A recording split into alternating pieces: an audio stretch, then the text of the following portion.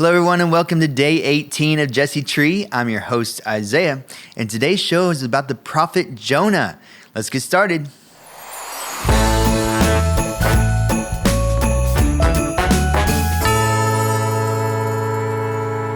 The last prophet we'll be discussing together is the prophet Jonah.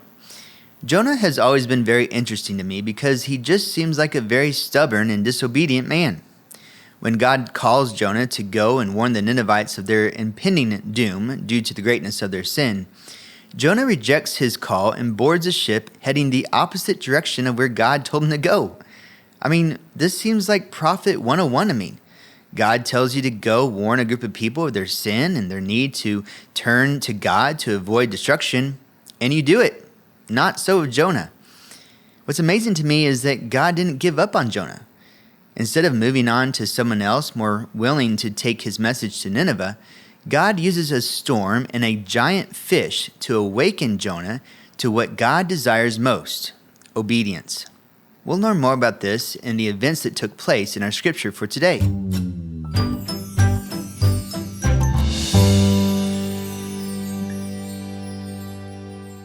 Today's scripture comes from Jonah chapter 1, verses 4 through 17.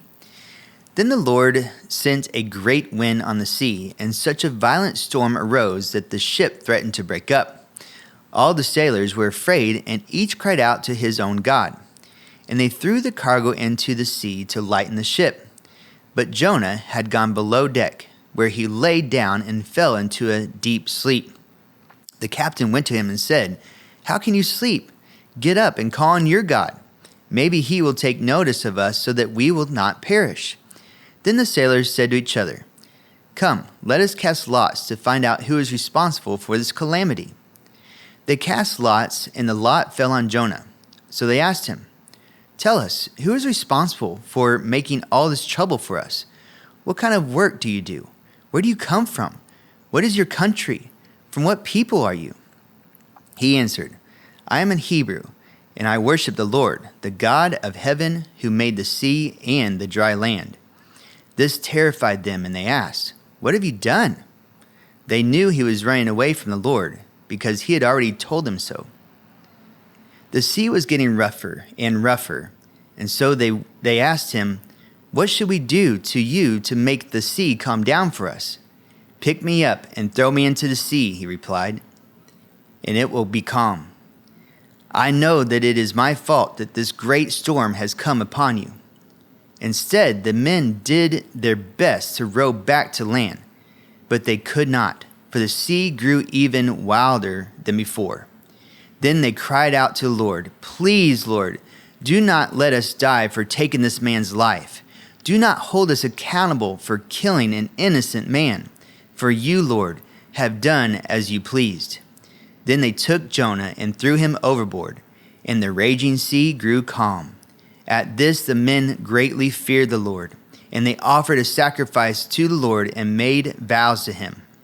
Now the Lord provided a huge fish to swallow Jonah, and Jonah was in the belly of the fish 3 days and 3 nights. No one can run away from God. God was with Jonah in the storm-tossed ship, and God was with Jonah in the belly of the fish. God was also with Jonah when he finally went to Nineveh to do the job God had asked Jonah to do in the first place.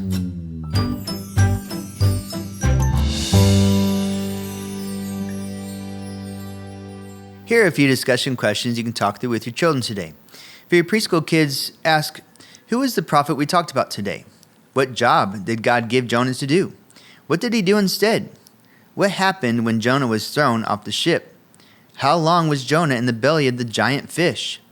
For your elementary age kids, ask, how do you think Jonah felt when he realized he couldn't hide from God? Why do you think God didn't choose a different prophet when Jonah ran away? What do you think Jonah learned while he was inside the fish? What are some ways we can obey God right away instead of running away like Jonah? For your middle and high school students, ask, have you ever tried to avoid doing something you knew you should do? What does this story teach us about God's patience and forgiveness? How does God show us love and forgiveness when we make the wrong choices? If you're looking for scripture references that help take the family discussion even deeper, be sure to check out Matthew 12:38 through 41.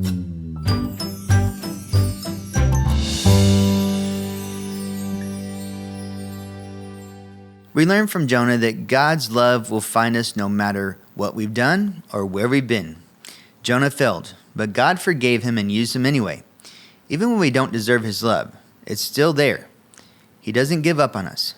He calls us to him, forgives us, and gives us new purpose through our belief in Jesus. Well, thank you for joining me for today's episode. Tomorrow, we're going to be talking about a special job that God had for an incredible woman named Esther.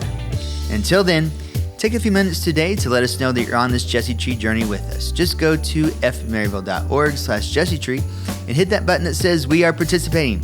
You can also give us feedback on the show by leaving us a rating and review on your favorite podcast platform. And for our YouTube viewers, don't forget to like, share, and subscribe. And finally, if you have any questions or you'd like to share your experience with us, please feel free to email us at family@fmaryville.org. Parents, I'm praying for you as you lead your family on this Jesse Tree journey today. I hope you have a great time of worship, and I'll see you tomorrow for day 19.